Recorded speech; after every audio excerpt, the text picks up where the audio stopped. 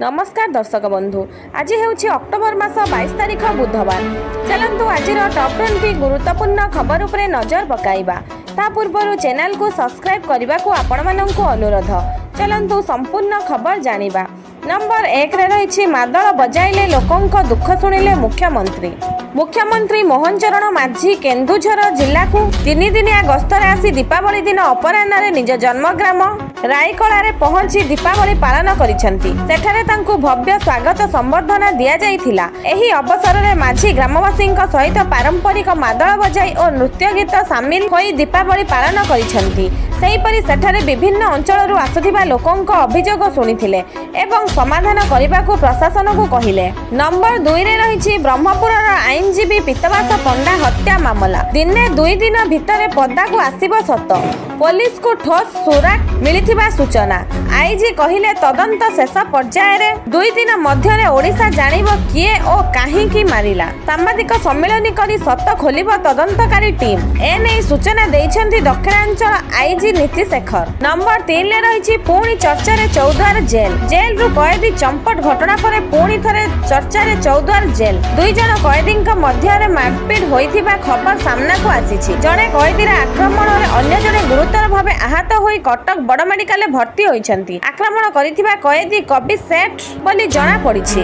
Number 4 रे रहिछि mission Nuapada ओल्हाइबे heavyweight नेता। नुआपड़ा नामांकनर शेष दिन रे प्रार्थी पत्र दाखल करिसेंती बीजेडी प्रार्थी स्नेहांगिनी छुरिया। रविवार विशाल शोभायात्रा करी शक्ति प्रदर्शन करिथिबा स्नेहांगिनी सोमवार नामांकन पत्र दाखल करी नुआपड़ा रणभूमि को विधिबद्ध भावे ओल्हाइछन्ती।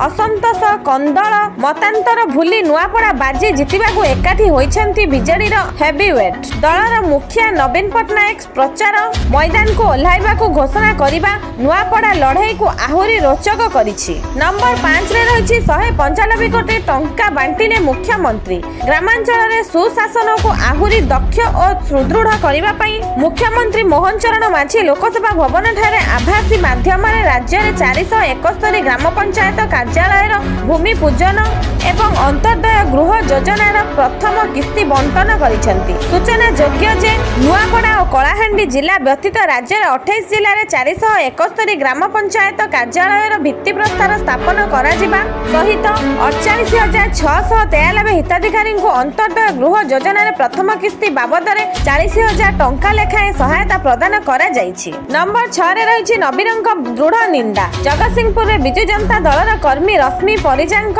ऊपर होइथिबा संघबद्ध मारणांतक आक्रमण को दृढ़ निंदा करिसेंती विरोधी दल नेता नवीन पटनायक। महिलांक ऊपर बढ़ुथिबा एपरि घटना कदापि ग्रहणीय नुहे। शांतिप्रिय ओडिशा रे अशांतिर एक वातावरण जनमानस को आतंकित करुछि। असामाजिक व्यक्ति अपराध घटाइबाकू भय करुनाहंती। आईन श्रृंखला विपर्यस्त होई पड़ुछि। सरकार दोषींक ऊपर कठोर कार्यानुष्ठान ग्रहण करी आईन व्यवस्था ऊपर लोकंक आस्था बजाय रखंतु बोली नवीन कहिसेंती। नंबर 7 रे रहिछि मालकानगिरी रे ऑनर किलिंग। झियो प्रेम कला बोली बापा साजिले हत्याकारी। नाबालक प्रेमिक को फिल्म स्टाइल रे हत्या। मालकानगिरी जिला माथिली थाना अंतर्गत बड़ागुड़ा गाँ हत्याकांडर पर्दाफाश करिछि पुलिस।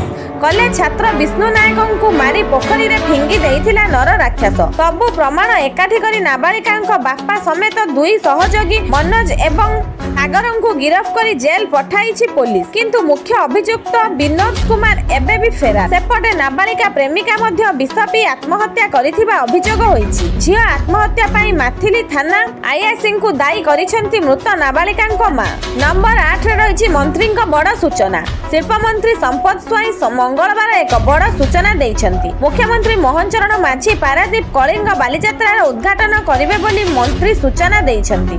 नवेम्बर 4 रु 10 तारिख जाए कलिंग बालीजात्रा आयोजित हेबो। एने प्रशासन पक्षरु प्रस्तुति आरंभ होई जाइछि। नंबर 9 रे रहिछि काली पूजा रे अघटन। पुरी जिला साखीगोपाल वीरगोविंदपुर ग्राम रे मां दक्षिण कालींक पूजा समय रे एक अघटन सामना को आसीछि। विद्युत आघात रे 2 जनक मृत्यु घटिथिबा बेले सेमानक परिचय मिलि पारि नाही। महिलांक बयस 45 वर्ष हेबो बोली पुलिस अनुमान करुथिबा बेले युवकंक बयस 35 वर्ष मध्य रे हेबो बोली पुलिस पक्षरु सूचना दिया जाइछि। नंबर 10 रे रही बाघ आतंक। संबलपुर जिला रेढ़ाखोल रेंच बंतलोई गाँव में कलरापत्रिया बाघ आतंक देखा देइछि। गाँ निकट जंगल में एक कलरापत्रिया बाघ गाई को मारी खाउथिबा सूचना मिली। एने अंचल में भयर वातावरण सृष्टि होइछि।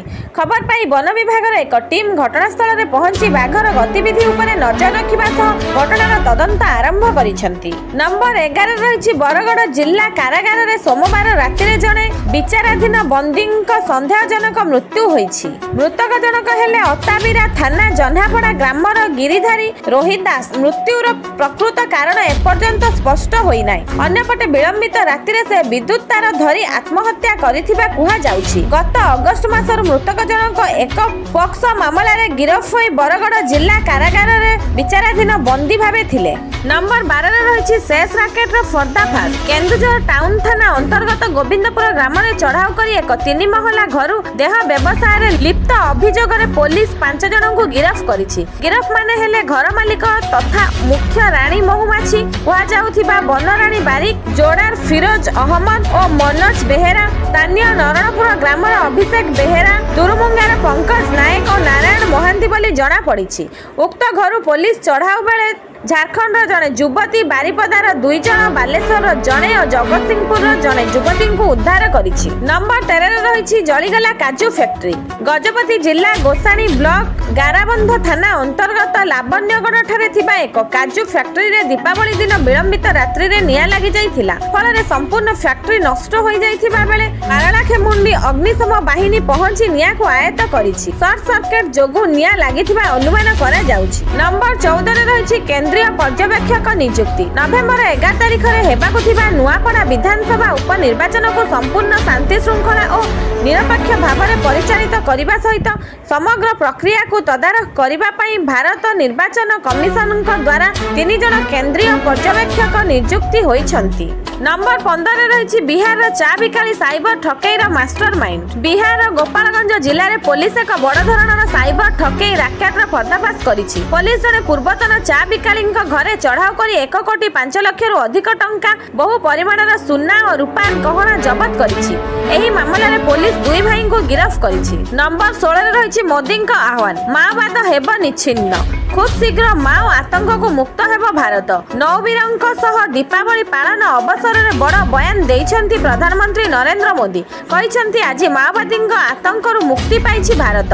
2014 पूर्व देशर 125 जिला नक्सल हिंसा कबल रे थिला, हेले एबे मात्र 11 जिल्ला रे सक्रिय अछंती। गत 10 वर्षर परिश्रम पर एही संख्या घटिछि। अस्त्र छाड़ी समाजर मुख्य स्रोत रे शामिल होइछंती माओवादी। एसबु केवल आम सुरक्षा बलक पराक्रम जोगु संभव बोली कहिछंती प्रधानमंत्री। नंबर 17 रही एणिके आतंकवादी हेबाकू पाठ पढ़िबे महिला। एबे पाकिस्तान आतंकवादी संगठन जैश ए मोहम्मद महिला ब्रिगेड रे महिला माननकू शामिल करबा पई एक ऑनलाइन जिहादी पाठ्यक्रम आरंभ होईछि। जातिसंघ द्वारा घोषित आतंकवादी संगठन जैश ए मोहम्मद चांदा संग्रह करिबो एवं तार महिला ब्रिगेड रे अधिक रु अधिक महिला को शामिल करबा पई तुफ्त अल मोमिनात नामक एक ऑनलाइन तालीम पाठ्यक्रम आरंभ करिछि। नंबर 18 रही भारत रे दीपावली बाण पई पाकिस्तान ले बाजिला अलार्म। भारत रे दीपावली पालन समय रे फुटा जाइथिबा बाणर धुआं और प्रदूषक पाकिस्तान पंजाब प्रदेश को व्यापीछि।